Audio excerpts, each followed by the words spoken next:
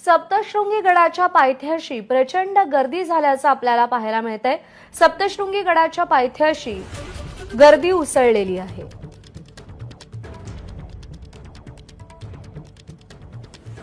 सध्या गडावर चैत्रोत्सव सुरू झालेला आहे। गुढीपाडव्यापासून या उत्सवाला सुरुवात होते आणि साधारणतः हनुमान जयंतीपर्यंत पौर्णिमेच्या दिवसापर्यंत हा उत्सव सुरू असतो आणि गेल्या 2 ते 3 दिवसापासून खानदेशमधून नाशिक जिल्ह्यातल्या विविध भागातून त्याचबरोबर महाराष्ट्रातून देखील भाविकांची संख्या मोठ्या प्रमाणामध्ये वाढते आहे। एवढ्या मोठ्या प्रमाणामध्ये गर्दी आलेली आपण बघतो दृश्यांमध्ये बॅरिकेड्स लावून अडवण्याचा प्रयत्न तिथल्या काही स्वयंसेवकांच्या माध्यमातून कर्मचाऱ्यांच्या माध्यमातून केला जातोय, मात्र गर्दी त्यालाही जुमानत नाहीये।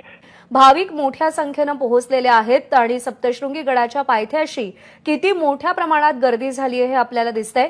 आता पोलिसांकडून म्हणा किंवा प्रशासनाच्या माध्यमातून काही प्रमाणामध्ये सुरळीत नियोजन करण्याचे प्रयत्न सुरू झालेले आहेत, परंतु अद्यापही प्रशासनाला हवं तसं यश मिळालेलं नाहीये। गर्दी मोठ्या प्रमाणामध्ये वाढते आहे।